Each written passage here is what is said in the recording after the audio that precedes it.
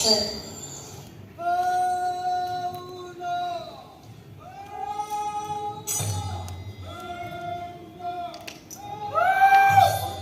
several years, Mariam grew up to be a fine man of good values and was respected in the village. In those days, the strength of a man determined his status in the society. Mariam was the strongest of all, and he excelled in all physical activities and sports. The elders of the village made him the head of the country, which comprised of the young man in the village. Rubenai too turned out to be a lady of good character and moral values, and she was widely known for her beauty.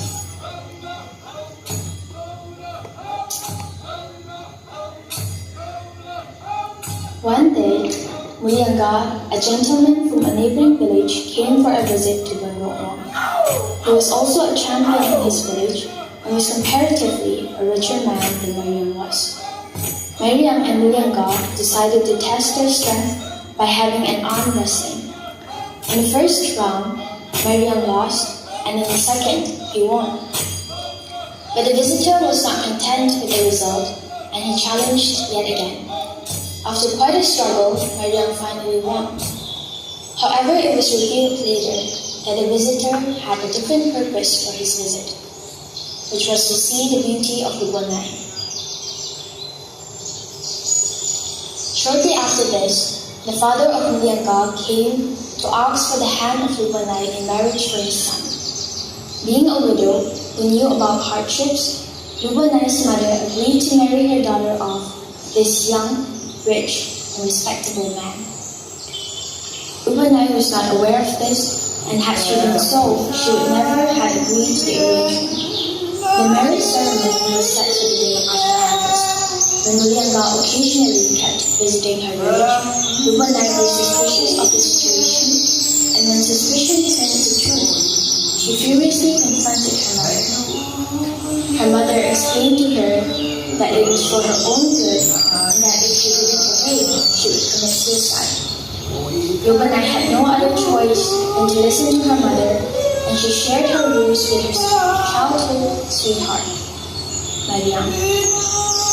Mariam told Rubenai that fate destined them to separate from each other, and also reluctantly gave his best regards for her wedding departure. While leaving, he wept his heart out, since he promised himself that he would never see his deeply beloved anymore. He would not have anybody to watch the sunset together with, nor would have someone like her to share his thoughts with. Since Mariam was an orphan, Rubenai was the only person he got attached to, and there was nobody else who could understand him better. Soon enough, he knew that they would be walking on different paths of life. Though he loved her very much, he gave into the idea of marrying Rubenai off to a richer guy, since that would make her suffer less and let her live in the comfort of her husband's wealth. It was time for harvest, and Mariam finally went to his fields. The elders of the neighboring village came for news. She decided to pay Mariam a final visit, but he had not returned yet. Luckily for her, she met a woman who was on her way to the fields, and she asked her necklace to be given as a farewell gift to Mariam. However, when the woman reached the fields, she could not find him, and she left the gift in a barn and went on her way. Later, when Mariam went to his barn for lunch, he saw it and realized it was Rubenai's, and he ran all the way back to the village, only to find her gone. He then ran along the path all the way to the neighboring village in the hope of catching up with them, but soon realized the futility of his pursuit and called her name loudly in exasperation. Rubenai heard her lover's voice echoing in the village and responded, but in vain. He was too far behind and would never be able to catch up with the gang of men who had her captive. Theirs was a love story which would begin and end within their own little village, which was too timid to break from the shackles of the larger mountains that held it close and throttled. Till date, those mountains still shiver with the chilling echoes of the names of the two lovers. Mariam Aluwanai.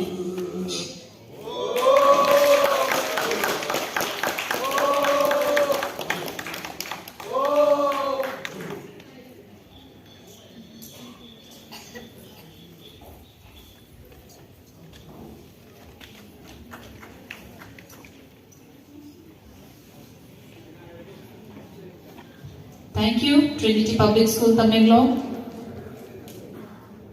Respected judges,